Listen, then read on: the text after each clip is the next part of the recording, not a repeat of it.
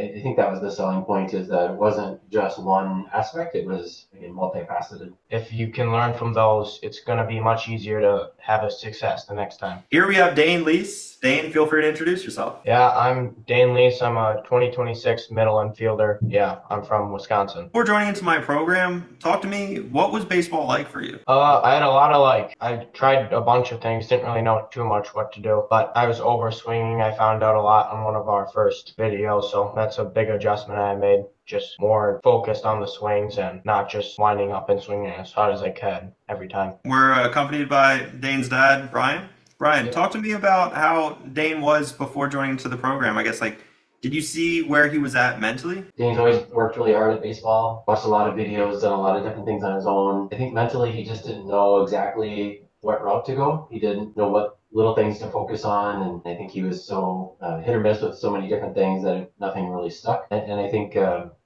just wasn't sure how to proceed trying to get noticed. I think was one thing that he was really lacking. And Dane, talk to me a little bit about before joining in. Do you remember any of the metrics that you had? My arm velocity has gone up a couple miles an hour. Like with your throwing program I like that routine, the exercises when it wasn't snowing out and stuff.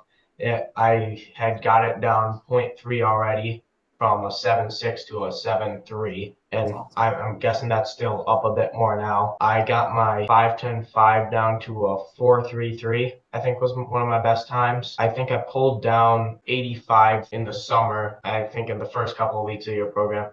And then I just recently hit 88.5, so that's a couple miles an hour. Before joining in, have you ever been on a structured, baseball specific program before? Not really specifically for baseball. Like I said, I do some lifting with my football coach, which he tries to do a lot of explosiveness and stuff for just all sports in general. Have you ever been on a remote training program before? No. What were your thoughts on it? Obviously, remote was new to you. What were your thoughts going into it? I didn't know how it was going to be just because, just with hitting feedback and stuff, I didn't know about too many drills. But I liked, the video breakdown was very helpful. There's plenty of stuff. Found new programs, new routines that I like more now, and yeah, it worked fine. That's awesome. And Brian, talk to me through, I guess, the process of joining in. What was it that actually made you guys take that next step and actually join in? Well, Dan had done some research on some different options. One seemed to be the one that he thought would be the most helpful. We got the multifaceted assistance with the video breakdown, the lifting program, the recruiting tips that you gave him. So I think that was the selling point, is that it wasn't just one aspect, it was, again, multifaceted. And Dane, talk to me, what's baseball like for you now? What's your approach, of course, going into the season, which starts up here soon? I know we talked about sitting back a bit and trying to be more flat-footed.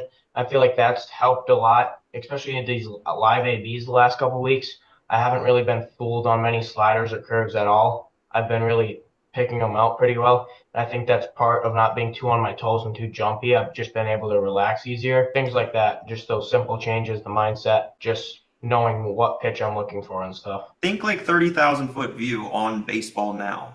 That, the things you just mentioned are kind of technical stuff, little, keys here and there, but what's your overall approach to the game now? Just not to focus too. I know I just mentioned little things, but just see it more as a bigger picture. Don't take anything too serious, because obviously we're going to fail a lot, but just move on and learn from those mistakes. And if you can learn from those, it's going to be much easier to have a success the next time. That's awesome. And if there's anybody listening to this video right now that might be on the fence as far as joining to the academy, do you have any, words for them? Yeah, I'd say it's a good academy. I found some more things helpful that I didn't feel like I was exactly looking for it at the start, but I'm very happy I figured them out now, the mindset and just those simple, it's not like my swing changed a ton, but it's just those few minor changes that I feel like I'm hitting the ball harder, more effortlessly now.